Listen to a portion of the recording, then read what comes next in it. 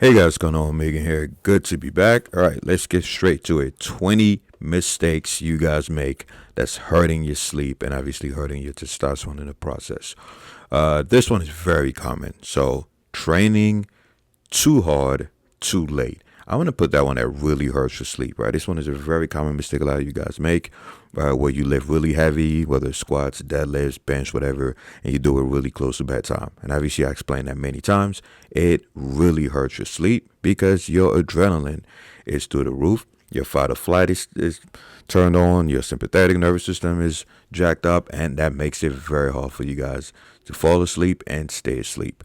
So, but I'm gonna put that one that really hurts your sleep because it could go both ways. Some people are able to train really heavy late in the day and still fall asleep, whereas others, their cortisol is too high. So it really depends on genetics and your response to cortisol, how sensitive it is to training. Next, you have drinking a lot of water late in the day. I mean, this one is obvious. I'm gonna put that one at destroys your sleep mainly because you gonna get up to go pee. Unless you want to wet the bed, right? And it's obviously going to take you out of deep sleep, and you're not going to get all the benefits of deep REM sleep. So destroys your sleep. Next, I'm going to put having a low magnesium diet. You'd be surprised. A lot of you guys have magnesium deficiency because you don't eat enough carbohydrates. And when you do eat carbs, you don't eat the right amount. Good quality carbs. I'm going to put that one that destroys your sleep. You need magnesium to fall asleep, guys. Now, of course, I know you guys like to jump on the supplement bandwagon. But I always told you that should be your last resort, right? That should be for emergency scenarios. Get most of your magnesium from your diet. And if you eat a high carb diet, good carbs, you're going to get enough magnesium. All right. Next, we have, what's this one? Oh, yeah. Not sleeping in a cold room. Again, it's the basics, but they're so important. I'm going to put that one that really hurts your sleep. Make sure the room is cold. Now, it doesn't have to be freezing, but make sure it's cold enough for you to for your body temperature to drop so you can fall asleep and stay asleep. The mistake some of you guys make, you go to sleep in a cold room, but you don't ensure that the temperature stays the same throughout the night. So what's the point of going to bed in a cold room if it's going to be hot later on? So have some kind of protocol in place where throughout the night the temperature is relatively low. Next we have, obviously, this one is obvious, guys, smoking, right? Avoid smoking, right? This one is going to destroy your sleep. Who still smokes in 2025, guys? Like, come on. I'm also going to put alcohol there, right? Drinking alcohol is going to destroy your sleep for obvious reasons. Inflammation through the roof, cortisol through the roof, blah, blah, blah. Next, that's similar to the training one, right? Sparring late in the day. Because for some reason, a lot of you guys saw my other videos. You were like, all right, Megan, I'm not going to lift heavy late in the day. But then you go sparring at night. Now, I get it. I know a lot of gyms are only open in the evening and at night. A lot of, MMA gyms, boxing, just whatever. But you got to find a way around that, right? I'm going to put that one that destroys your sleep because this one is actually worse than training hard late in the day because the sympathetic nervous system response is through the roof, right? I mean, remember, you're sparring. Even if it's not a real fight, it's still enough to turn on your fight or flight mode. And trust me, depending on how much your adrenaline and norepinephrine went up, you might be up all the way until 1 a.m., 2 a.m., wondering why you can't sleep. So avoid sparring or doing any form of, high contact, dangerous sport, even a dangerous activity. Avoid doing it late in the day. Next, a lot of you guys make this mistake, which is not getting morning sunlight. I'm going to put that one at destroys your sleep. Yes, not getting morning sunlight, especially around 6 to 7 a.m. to reset your circadian rhythm is going to destroy your sleep. Do not message me and tell me, hey, Megan, how do I fix my sleep if you're not even doing the basics, right? You got to look at morning sunlight. Obviously, no sunglasses, not through the windshield, not through the window. It doesn't count. For about 5 to 15 minutes a day, depending on how long you've been doing it. And trust me, it works like a charm. Next, you have not busting nuts. I'm going to put that one at low-key hurts your sleep. I'm not going to put it higher because you don't have to bust a nut to fall asleep. But if you can, guys, it's going to make you fall asleep, right? Stop listening to all these semen retention motherfuckers. Bust a nut. It is melatonin in your hand, right? Now, obviously, if you have a partner, that's even better, right? But try to bust those nuts before bed, guys. Trust me, it works. If I don't have to say trust me. A lot of you guys beat your meat all the time anyway, so it fucking works. All right, not going to bed at consistent times. I'm going to put that one at destroys your sleep. Some of you guys go to bed at 10 p.m. The next day you go to bed at 11, then 1 a.m., then 8 p.m., right? You're confusing your body. You're confusing your internal clock. Your hormones are going to be all over the place. You have to go to sleep at a consistent time, right? No more than 30 minutes to an hour as far as deviation, right? Pick something like, let's say 10 p.m. to 6 a.m. and stick to it, right? Next, taking stuff like Adderall, anything that really wires you up and increases your norepinephrine late in the day. That's a mistake a lot of you guys make, especially my ADHD brothers out there. And I'm going to put that one at Insomnia City. Yes, taking Adderall, close to bedtime or even in the afternoon, right, is one of the worst things you could do for sleep. You're going to be wired as fuck. And that brings me to the next one, which is the same thing, right? Caffeine, anything that has caffeine, right? Coffee, Monster drinks, right? Energy drinks, pre-workouts. A lot of you guys forget that pre-workouts and energy drinks are loaded with caffeine, right? I literally had clients tell me, oh, Megan, it can't be the caffeine because I don't drink coffee. And then I look at their meal plan and their average they're eating, and there's a bunch of energy drinks and pre-workouts scattered throughout the day, right? So anyway, I'm going to put that in Insomnia City. Avoid anything with caffeine after 10 a.m., right? Maximum 12 p.m., right? Because the half-life is way too long. Now, again, if you could take caffeine late in the day and fall asleep, you might think it's a good thing, but I think it's a terrible thing because it means you desensitize to the effects of caffeine, right? You've been spamming caffeine for too long. So I'm going to put that in Insomnia City. Avoid anything with caffeine. And it's the same reason why, you shouldn't take Adderall later in the day, right? Because similar mechanisms, right? It increases norepinephrine just like caffeine does. And that's going to keep your sympathetic nervous system turned on, right? To fall asleep, you need the opposite. You need your parasympathetic nervous system. Next, not working out early in the day. I'm going to put that one at, I don't want to put at destroy your sleep. I'm going to put that one at really hurts your sleep, right? For the reasons that I mentioned earlier, partially, right? If you don't work out early in the day, that means you're working out later in the day. Duh. If you're working out later in the day, depending on how brutal or hard the workout is, you're going to have your sympathetic nervous system wired up, right? So I tell you guys, if you can, work out earlier in the day. Not to mention, it's also going to help you accumulate fatigue, which will make it easy for you to fall asleep. Which brings me to the next point. Not being exhausted by evening, meaning by 6 to 7 p.m. If you are not exhausted by 6 to 7 p.m., quit. You're never going to have great sleep, right? And I'm going to put that one at destroys your sleep, right? One of the main reasons you guys have a hard time falling asleep is because you have too much energy. Trust me, guys. Pick a day where you train hard, you do your cardio, you do your MMA, you do your, you get your 10 to 20,000 steps. You do a lot of cognitive work. You work on your business.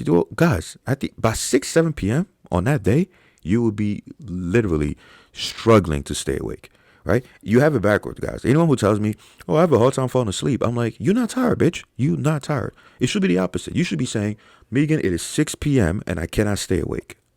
Then I'm going to say, good, motherfucker. That means you have a good, masculine, productive day, right? So if any of you guys complain about insomnia, yeah, I look at your step count and it's like 5,000, 6,000. You didn't do your full body workout. You didn't do your cardio. You didn't do any, combat sport training. You didn't do any mentally draining work. Of course, you're going to be awake at 10 p.m., So I really want to put that one at Insomnia City, but, in fact, I want to put this one at the very top of destroys your sleep, right? You gotta be exhausted, guys. All right. Remember, adenosine is what helps you fall asleep. In fact, that's the reason why caffeine, keeps you awake, because it blocks adenosine, right? And how do you build up adenosine if you want to be tired and sleepy? Well, you spend ATP, right? An active day. You exercise a lot. Spending ATP will lead to I caught myself. I was about to go into the technical details again. Got to keep it simple for the beginners. So yes, be exhausted so you have a lot of adenosine in your system by evening. Next, having high cortisol levels, high stress levels. This is Insomnia City. Guys, you cannot fall asleep if your cortisol is high, right? This is Insomnia City. You guys are too stressed the fuck out at night, right? Mainly because you're doing things that stress you out, in addition to the daily stresses of life. So I know it's easier said than done, but you got to have low cortisol. In fact, one of the reasons you want to look at morning sunlight is because it increases your cortisol in the morning, which is the good cortisol, which leads to a rebound effect, right? Your body compensates, and now you have low cortisol for the rest of the day. That's one of the many benefits of morning sunlight. It allows your evening cortisol and midday cortisol to be low, right? In addition to obviously having a low stress life. I already told you guys, watch my tier list video on how to lower cortisol, right? Comedy, have good friends, surround yourself with loved ones, just meditate, look for ways to relax late in the day, right? Cortisol could be high early in the day. Great. You're supposed to have high cortisol early in the day, right? Especially if you're a man trying to level up. But later in the day, you got to chill. Next, this one is, making sure, well, I have to flip it because it's just a mistake. You guys are not managing the sounds in your room, right? Your dog is barking, the neighbors are probably clapping their girlfriend's cheek and you could hear it, whatever. Make sure you manage the sound in your room. Not doing it destroys your sleep, right? Because it takes you out of deep sleep. So have earmuffs. That's coming up next. Use white noise, right? Not using white noise. I want to put that one at really hurts your sleep, right? White noise is a gift, guys. Put it on your phone. Put it on in fact, you could buy the device on Amazon. Play that bitch. It's going to help you sleep, right? It's not just for babies, right? I use it myself and it helps a lot because now I don't hear shit. Now, to be fair, it's kind of dangerous because you also won't hear if somebody's breaking into your house or some shit. But look, you can't win every battle, right? Worst case scenario, at least you got some good sleep before you die. Make sure you manage the sounds in your room and make sure you use some kind of white noise, right? If you cannot manage the sounds in your room. What is another mistake you guys make? The blue light problem. Yes, you guys are bombarded with blue lights after 7 p.m. and it's hurting your sleep. So I'm going to put that one at really hurts your sleep. I'm not going to put at destroy your sleep because some people are fine with blue light, right? Because it also depends. It's on the spectrum, right? But I would say avoid light after 7 to 8 p.m. Turn off all the lights, including your fucking phone, right? Put that shit on night mode, and it's going to help you fall asleep.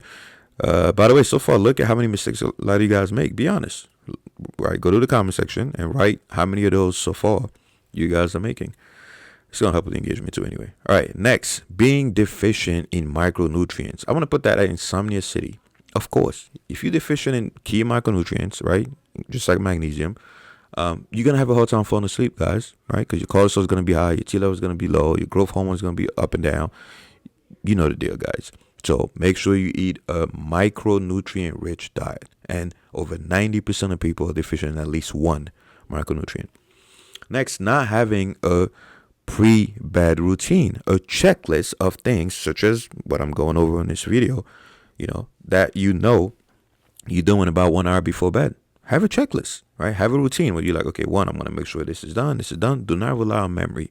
Have a pre-sleep routine, ideally in the form of a checklist. Not having that is a mistake that really hurts your sleep. Because you'd be surprised how easy it is to forget that you left the lights on, you forgot to bust your nut or whatever. Nah, you motherfuckers will never forget to bust your nut, but you know what I mean. You're going to forget important things if you don't have a checklist. Let's see.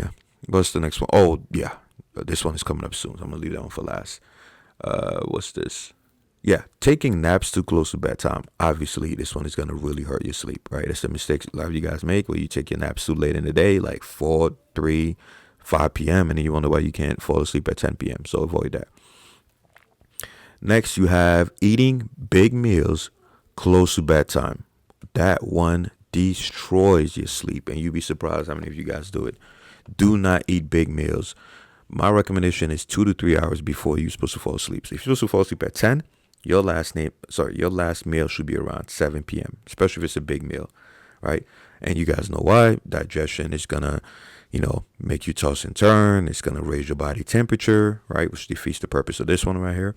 And it's going to, really interfere with your sleep. Do not eat big meals up to be safe, 3 hours before you're supposed to fall asleep, okay? Including snacking, of course. Last but not least, eating a low-carb diet. I'm going to put that one at insomnia city, depending on how low the low-carb diet is. You guys let these carnivore morons convince you that carbs are bad. Carbs are amazing, not just for lowering cortisol, but also helping you fall asleep, increasing serotonin, right? So make sure you're eating a high-carb diet, preferably, right, late, I would say your last meal of the day should be high carbs. Now, of course, if you're doing carb backloading, it's a little different. You want to have your post-workout carbs, whatever. But 3 hours before bed, you should eat a high carb diet, a high carb meal. Trust me, it's going to help tryptophan get into the brain, convert to serotonin, and help you sleep like a baby. It's also going to keep cortisol low. It's going to turn off your sympathetic nervous system and turn on your parasympathetic nervous system. All right, guys, hope this video helps. Glad to be back. Join the SKOOL community. All the fun is going to be happening there moving forward. If not, visit the website, grab the ebooks, all that stuff. All right, I'm out of here.